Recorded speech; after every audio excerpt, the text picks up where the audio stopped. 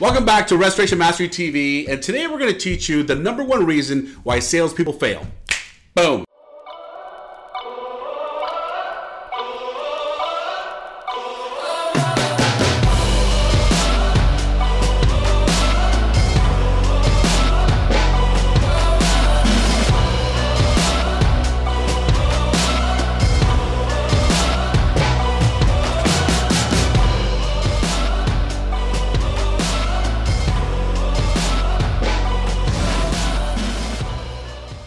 Hey guys, welcome back to Restoration Mastery TV. Excited to bring you one of our first viewer questions. Yes. And we're really excited to be bringing this one, but before we get into it, we wanted to answer one of the most common questions we've been getting, which is kind of a funny question that we weren't expecting. And this comes to us from about 18 of you, and it says, quote, "Why the heck are you doing this?" Yeah, and I think that's fun. You know what? I think it's cool. I think it's great that we're getting so many responses, and people actually dig it. People like it, they enjoy it, and so that's part of what feeds us. But you know, some of you know that my brother Victor Lizarraga was my business partner initially when I started Allied Restoration, and 2 years into the business he passed away.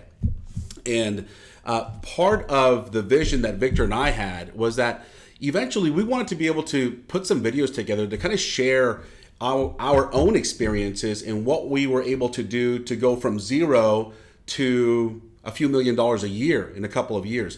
And so that was our passion. And so for me, it's really you know, a labor of love, you know. And if you are not familiar with Tim Bauer is such an inspiration to many people.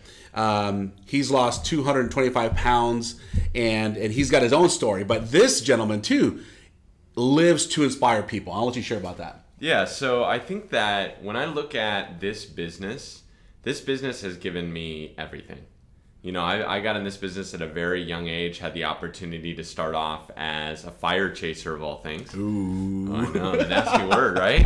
And eventually made my way into greener pastures and just have been exposed to so much education and so much opportunity as a result of this industry. And one of my biggest passions is giving back, whether it's with my weight loss and doing motivational speaking and writing and videos for that, or in the restoration business, being able to train and enhance the lives of other people is what really brings value into our lives. Yeah. And it's been one of the greatest blessings for me is being able to help others. And so I remember, you know, when we started working with one of our very first clients, and here they are, they're this small business that was really struggling to find their way in a super competitive part of this business in a super competitive region. Yeah. And being able to work with them on a one-on-one weekly basis, you know, they had hired us to spend an hour a week with them, but most days we'd go in there and spend like 2 or 3 hours with them. Exactly. We gave way more than we were contracted to give by, you know, just because of our servant's heart. And seeing that business transform and become hyper successful was so much value for us. Even though we didn't make any more money, right, based on how successful they were, it felt great to be able to celebrate with them. That was our reward. Exactly. And so, you know, Restoration Mastery has given us the opportunity to grow our influence horizontally, you know, not necessarily vertically with our restoration business. And we just love what we do. This is fun for us. A handful of you took advantage of the 15-minute call, and that's been very it's great interaction with you people. And so one of the things though that I want to mention is that when you call in, just know that, you know, we're not gonna, if you would like us to speak about your situation on the air, I think that's important. Many people have the same questions, and so if we do talk, and if you do call, give us a call. We're glad to spend 15 minutes with you, and we would give you the best that we've got with regards to the question you have. But just know that we're gonna keep your identity, you know, separate. We're not gonna necessarily tell people who you are, but these are things that I think would help many more people. So if you have the question, believe me, there are many others out there that are asking the same question. So please feel free to, you know, give us a call. You know, reserve your 15 minutes so we can actually speak to you and see what we can do to maybe create a breakthrough for you.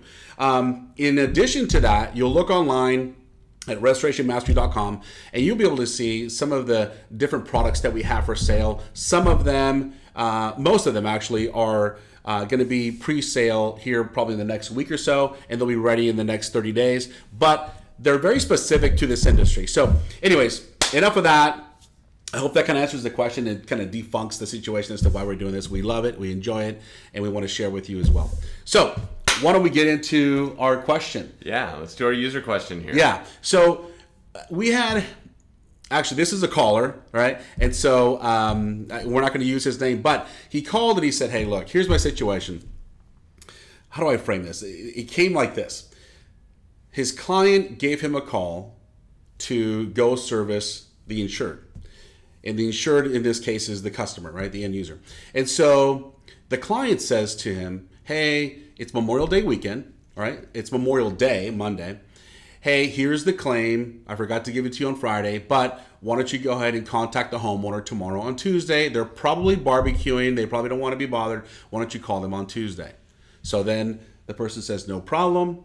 So here it is Tuesday, first thing in the morning. He gets on the phone. Hey, Mrs. Jones, this is who I am. This is what I do. I've been contacted by the client, and I'd be happy to meet you tomorrow on Wednesday. She says, wonderful. Thank you very much for the phone call. They hang up. Everything's cool. Except now the client gets a phone call from that same homeowner the same day and says, you know what? I'm upset because this person just called me and it's Tuesday. And why didn't they give me a call on Monday? And now I have to wait till Wednesday to be seen. And this thing is just dragging on and dragging on. And I thought, wow, what's the lesson here? What is it? Let's talk about that. So, and this caller in particular was frustrated with this homeowner thinking, well, you know, maybe I don't want to do business with this person. Right. You know, and almost blaming the insured for getting so upset and having these issues and being frustrated with the way that the process was going down. Right. And first of all, I will say that as salespeople or service people, one of the most important talents that we can produce inside of ourselves is EQ, emotional intelligence. Amen. And we have to understand where our insureds are coming from. You know, it's kind of funny, as a chaser, I remember this story where there was a gal who started as a public adjuster. It was her first day, big fire. She gets to go up and talk to this homeowner, and the homeowner had lost their cat in the fire. And she walks up, she's talking to the homeowner. The homeowner tells her she lost the cat, and she starts crying with the homeowner.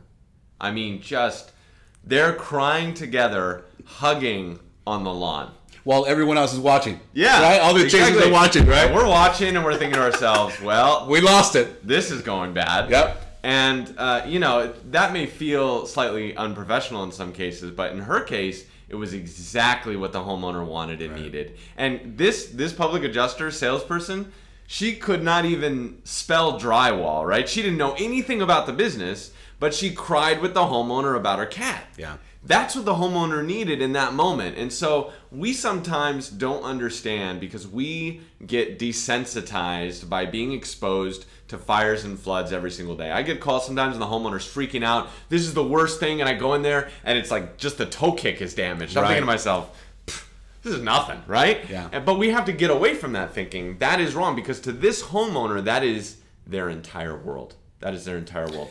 And part of setting up your own sales system, and this is what we want to touch on today. In essence, structure frees creativity. And that's really what you want. That's really what we all want. And so when you have your system set up and you understand your homeowner, like if you've been in this business long enough, you understand that they are under extreme stress. Okay. And it's not necessarily the water damage or the fire damage or the mold. It's not necessarily that issue. It's what that issue has created in the rest of their life in disruption, right? You've got Cindy who's got a prom next week and her prom dress just got ruined. That supersedes the mold problem, period. And you have to understand that. And so psychologically, you have to put yourself in the position of your homeowner or your insured, as little or as large as the claim might be. They are still struggling and they are still having to fight this internal battle as to how they're going to be acting with one person or the other or with their family. So having a structure and a system, your own selling system. And, you know, this is not for us to go and redesign the culture of your company. We want to break this down. And these these videos are for you as individuals to know that you are empowered yourself to create an ultimate selling experience for your own client. Okay, you don't have to depend on the company as a whole making a move, right? And so you've heard it, fleas can jump multiple times their height. An elephant cannot, right? So a large company cannot make a shift like you can. You can make a shift yourself in your own selling system so quickly, and you can make an impact on a homeowner. Then what begins to happen is you create your own brand. So what does having a sales system really mean? Let's talk about that for a second. When, in this example, what do you think could have been done differently, or what do you think should be the thought process behind it?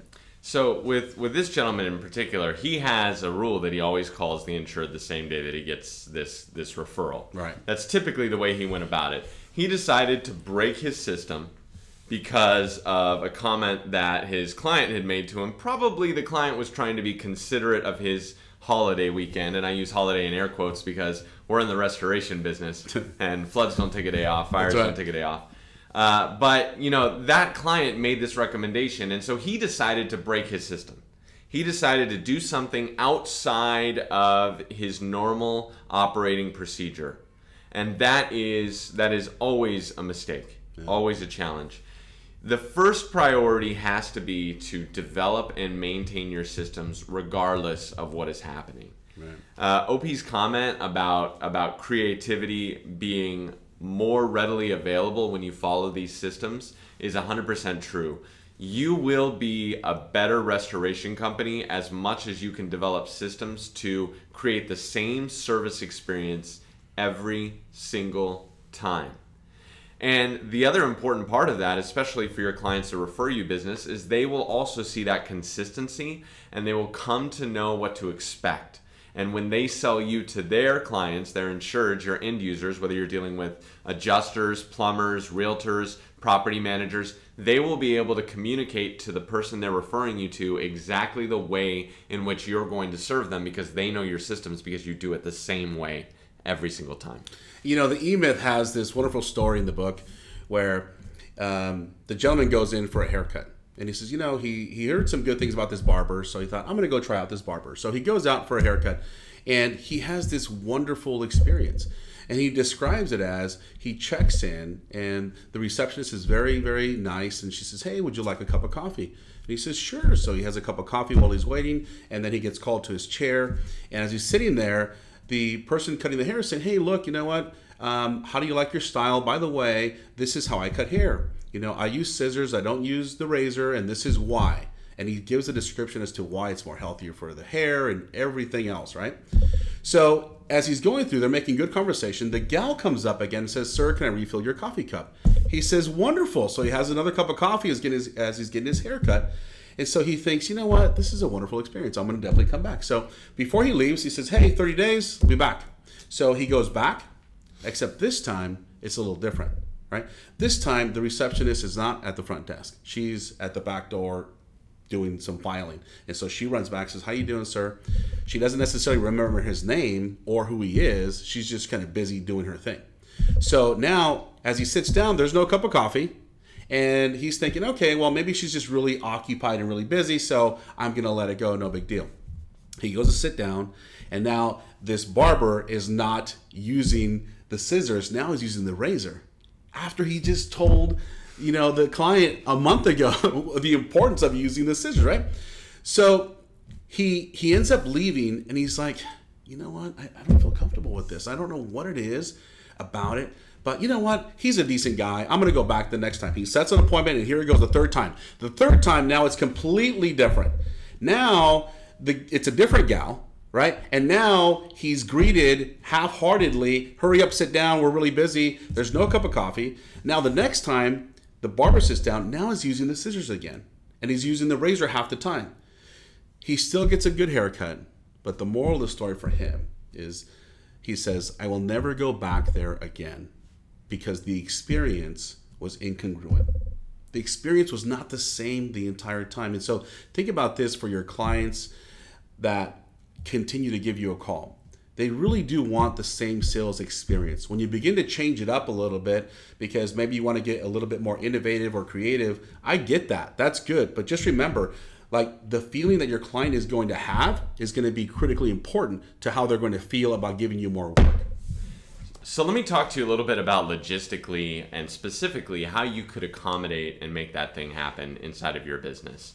So whether you're a one-man army in your business or you're a 10-person company, somewhere in between, or even if you're a larger organization, one of the most important things you can do for yourself and your staff is to document your processes with some kind of flow chart, or, you know, specifically, I love like the boxes with arrows and showing the way because I tend to be a more visual person. Everybody's different.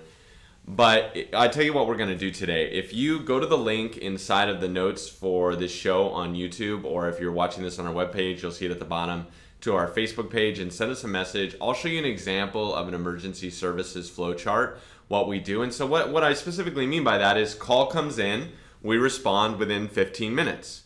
We arrive within 2 hours. If the house is built prior to a certain year, we test for asbestos and lead. And we'll show you kind of how this breaks down so that you can duplicate the same service experience. Now, what you do is once you have this, you bring it to your staff members, or if you're a one-man army, you bring it to yourself. And then every time something fails, you say to yourself, okay, something failed in this box right here. Yep. What caused the service failure, and how do we make sure it happens again, or does not happen again? And if there's no way to prevent it from happening again, maybe we need to change the service standard. And we know now. But at least if we have something in writing, we can create that consistent, congruent experience for every single insured that walks through our doors. And what you're going to find is that when you are consistent, you free up creativity, you free up your ability to be more agile like the flea and less like the elephant. You know, I think that a lot of times when we get into these rigid systems, especially for those of us that are salespeople, we tend to feel constricted, like we're being put in a box. We hate it. And one of my favorite quotes about this comes from William Faulkner, the famous author. And he said, you know, writers are really, by the way, they're really moody. They say, oh, I can only write when I'm inspired, right? William Faulkner said, I only write when I'm inspired. But luckily, I'm inspired every single morning at 9 a.m. You know, what he's saying is that no matter how he feels, he sits down and he writes at 9 a.m. and he gets inspired. Right. Whether somebody tells you to call or not, I think that you make your service standards and you live and you die by them, and so will your business. Love it.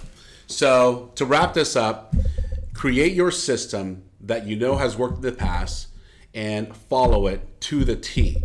And as you need to, adjust it. But never, ever, ever divert from it because some outsider is telling you to do something different.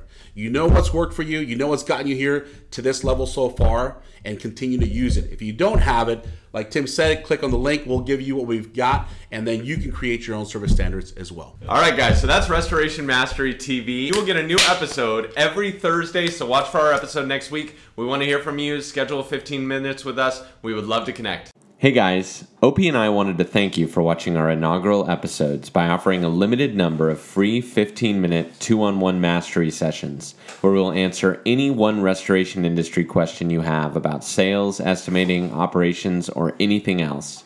Go to restorationmastery.com/15 minutes for more information.